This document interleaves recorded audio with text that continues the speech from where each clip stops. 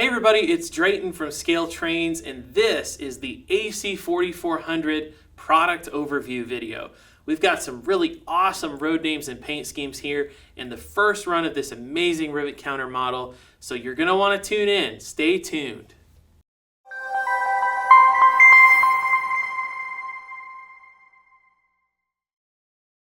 So the wait is finally over. The Rivet Counter HO Scale GE AC4400CW is in stock now at scaletrains.com, and we have some awesome road names and paint schemes in this run.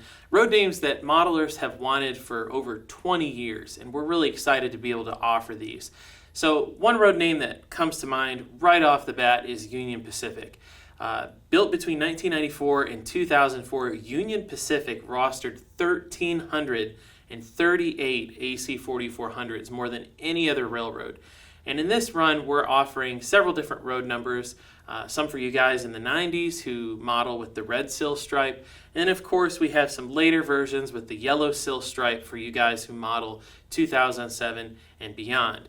One of the things I really like about the Union Pacific versions in this run is, of course, the nose-mounted number boards, which that's just a neat feature. It really stands out.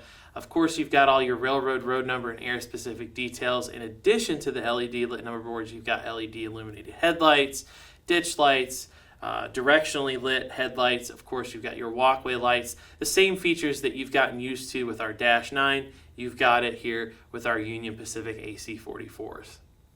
So my personal favorite road name in this run is Canadian Pacific. There's just something about the CP AC4400s that really stand out. Maybe it's that bright candy apple red paint scheme, or maybe it's the large golden beaver logo on the sides of the hoods. Either way, these locomotives are magnificent and they look just as good in HO scale. One of the things that's neat about the Canadian Pacific models is they have what's known as GE's radial trucks. A lot of rail fans call them the steerable truck. Essentially, these trucks were the high adhesion trucks that reduced wear when going around tight curves. It essentially allowed the individual axles to be able to pivot as the train was going around a curve. So that way friction was lower and the locomotive was able to grip the rail better. So, you really cannot model modern Canadian Pacific without the AC4400. And CP had 438 of these things. I grew up in South Central Michigan, not that far away from Norfolk Southern's former Wabash line that runs from Detroit to Butler, Indiana, and eventually on to Kansas City.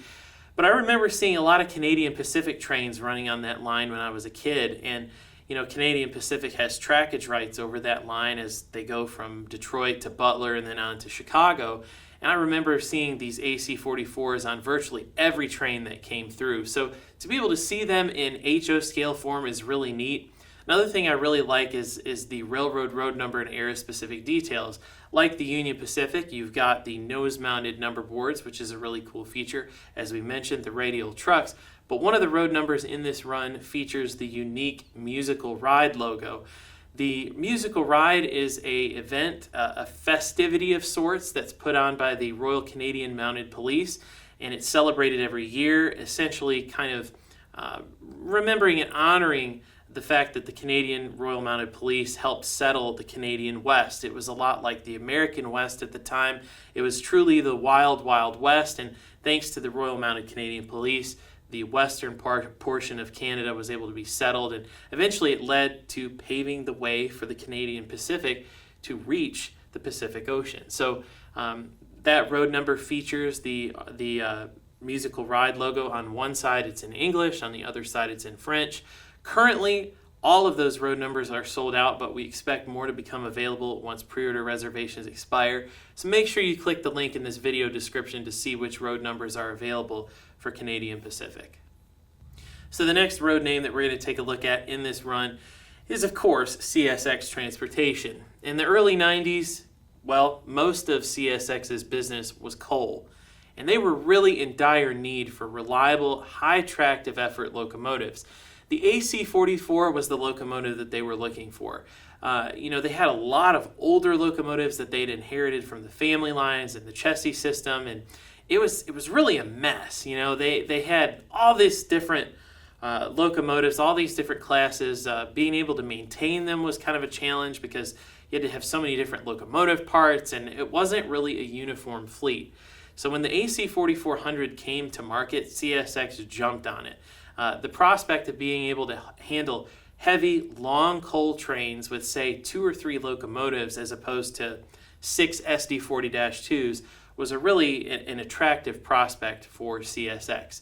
So the first 200 of these things were ordered with the standard GE truck that you see on the Dash 9s.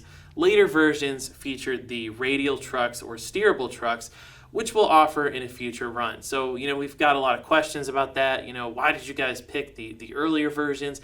And the reason why is because, in the early 90s, if you were an early 90s CSX modeler, the standard trucks are something that you were going to want. And of course, that's what we're all about, railroad, road number, and area-specific detail. So as we continue to offer more AC4400s, we're of course going to offer the steerable trucks for CSX going forward. Most of the road numbers that we're offering in this run are the as delivered in the YN2 paint scheme. It's become a railfan favorite paint scheme, and it was really becoming the standard paint scheme for CSX at the time. It was when they finally settled on a corporate look, which they carried for about the next 8 years until they switched over to YN3. And of course, no CSX modeling can be complete without the modern YN3 paint scheme. And in this run, we're offering the road number 37, which features the website logo, the modern take on the YN3 paint scheme. It says csx.com under the logo. So that one has PTC as well. So for you ultra modern CSX guys, that's going to be the road number that you're going to want to add to your roster. Now, you can add one of these YN2s to your roster and add some PTC array and some weathering. It'll look right at home with the number 37 on your modern CSX layout. As a matter of fact, we've had some modelers do that. These pictures that you're seeing here on the screen, the number 5, it was taken from one of our other road numbers. They changed the road number. This was done by Carrie Douglas, and it just looks fantastic. They actually brought it by the office, and we put it on this awesome layout designed by Paley Soeberg, and it's just fantastic. So really excited. If you've got some modeling photos that you want to share of your CSX AC44s, make sure you send them to us at sales@scaletrains.com. We might be able to feature them in an upcoming Time to Model article. So continuing on with the Western road names, in this run we're offering several different road numbers for Southern Pacific. In the early 90s, Southern Pacific had a lot of older EMD locomotives that had been rebuilt or had been on the rails for years and years, decades at this point, and they were just trudging along. Some poor management, some financial difficulties, a recession, all kinds of different factors led into play with Southern Pacific's aging locomotive fleet. And they hadn't turned to General Electric since the 70s. They had several Universal Fleet locomotives on their roster, but they just weren't impressed. They had all kinds of electrical issues and reliability issues, so they really turned to EMD, and the last order of 6 axles they had was in 1980 from EMD. So when the early 90s rolled around, Southern Pacific needed some new motive power because a few years earlier, they merged with Rio Grande Industries, which created a lot of new business opportunities for SP. So they turned to GE and purchased 101 Dash 9s, and they were pretty impressed with these models. And a year later, they returned to GE and ended up ordering 279 AC4400s. These locomotives varied slightly different than the Dash 9s. Of course, you had the larger inverter cabinet on the conductor side, but they also had a slight difference, different take on the Southern Pacific speed lettering logo. And instead of like with the Dash 9s where the S and the P on the nose were spread out, on the ACs they were actually brought in. So it was kind of neat because when you're rail fanning somewhere and you looked off into the distance, you could easily tell the difference between an AC and a DC version of the General Electric series just by looking at the nose. So that was a pretty cool feature. Road number 146 features a really unique sunburst logo on the inverter cabinet. It was the only road number to receive that logo on the side. So we're offering that road number in this run. You wouldn't be able to do a run of Southern Pacific without offering that road number. So make sure you order that one by clicking the link in the video description. And of course, you can build an entire train with Southern Pacific locomotives. So pick up that one, pick up the others, and you can run your very own Southern Pacific coal train. So as I said, some of the road numbers are sold out, but we expect more to become available once pre-orders expire. So click that link in the video description to see what's available. So another Western road name we're offering in this run is BNSF Railway in the Heritage 2 paint scheme. BNSF had a modest roster of AC4400s, only 121 of these things, and they feature the unique gull wing style cab. That was something that was developed in the 90s under Santa Fe because they had some clearance issues with tunnels and some coal loadouts, so they actually made the cab kind of look like a gull wing, for lack of a better description.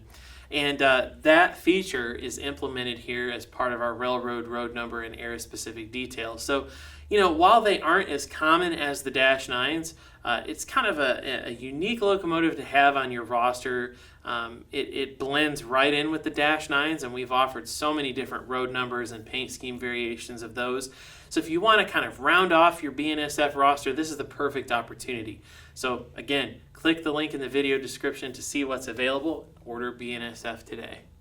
So the final road name that we're going to take a look at in this run is Pharaoh. The AC4400 was a locomotive model that was ordered by railroads in all 3 North American countries. And, if you're a Mexican modeler in the 90s, this is a must-have road name. And even today, a lot of these locomotives are still running around today in Mexico. I think these are so neat because they have the rock guards on the side of the windows, and this is our second Mexican road name to feature the rock guards, with the other being Pharaoh. And they blend together, they often run together in Mexico, and we're offering 2 different paint scheme variations. One features the yellow style plow, and the other features the white striped plow. So some variety there for you Mexican modelers. Every now and then too, some of these Pharaoh locomotives make it into the United States, although not as common as the Pharaoh models that you see running on BNSF and Union Pacific today. So, but that being said, it's perfect for modern modelers as well as 90s modelers. So you're going to want to click the link in the video description to order Pharaoh now. Well, that concludes our product overview video of the AC4400.